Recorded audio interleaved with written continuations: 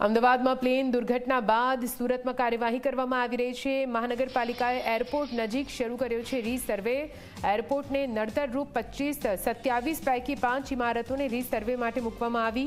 3 મિલકતોના કરોડોના 151 ફ્લેટ ખાલી કરવા માટે આદેશ છે। 2.5 થી 5 કરોડના વૈભવી ફ્લેટને ખાલી કરવાનું સૂચન આપવામાં આવ્યું।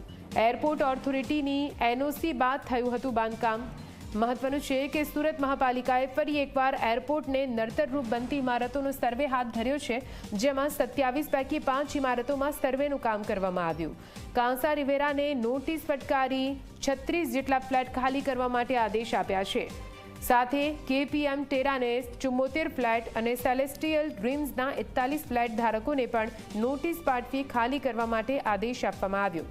ઉલ્લેખનીય છે કે એરપોર્ટ ઓથોરિટીની એનઓસી મળ્યા બાદ 3 મિલકતોનું બાંધકામ શરૂ કરવામાં આવ્યું હતું। જો કે હવે એરપોર્ટને નડતરરૂપ હોવાથી મહાનગરપાલિકાએ બીઓસી અટકાવી દીધી છે। ફ્લેટને ખાલી નહીં કરે તો પાણીના કનેક્શન કાપી નાખવામાં આવશે। 3 મિલકતોમાં 2.5 થી 5 કરોડની કિંમતના વૈભવી ફ્લેટનો સમાવેશ થાય છે।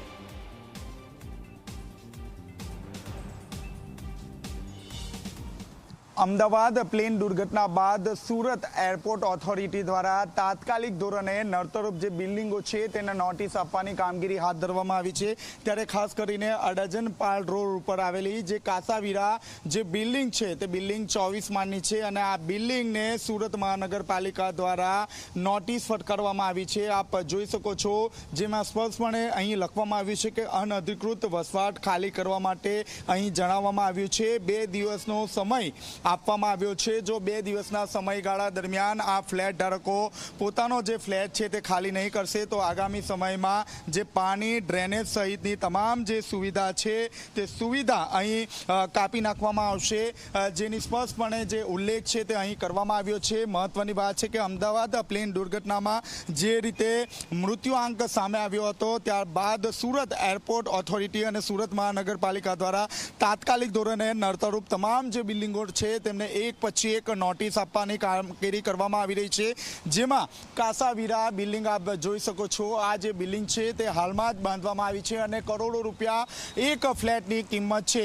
ત્યારે આ જે બિલ્ડિંગના જે રહીશો છે તેમને સુરત મહાનગરપાલિકા દ્વારા જે રીતે નોટિસ આપવામાં આવી છે, ત્યારબાદ જે સ્થાનિક લોકો છે તે સ્થાનિક લોકોને ક્યાંક ને ક્યાંક રોષ જોવા મળી રહ્યો છે। એરપોર્ટને નડતરરૂપ 27 પૈકીના 5 ઇમારતોનો રીસર્વેની કામગીરી કરી દેવામાં આવી છે। આ સાથોસાથ વાત કરીએ તો કાસા રિવેરાના 36 જેટલા જે ફ્લેટ છે તે ખાલી કરવા માટે અહીં જણાવવામાં આવ્યું છે। આ ઉપરાંત જો ફ્લેટ નહીં ખાલી કરવામાં આવશે તો આગામી સમયમાં તમામ જે સુવિધા છે ફ્લેટની તે બંધ કરી દેવામાં આવશે। હાલ તો સમગ્ર સુરત શહેરની જે નડતરરૂપ જે બિલ્ડિંગો છે તેમાં રીસર્વેની કામગીરી હાથ ધરવામાં આવ્યો છે અને એક પછી એક તમામ જે બિલ્ડિંગના જે ધારકો છે તેમને નોટિસ ફટકારવામાં આવી રહી છે। કેમેરામેન વિજય ભેસાણી સાથે ચેતન પટેલ, ઝી મીડિયા,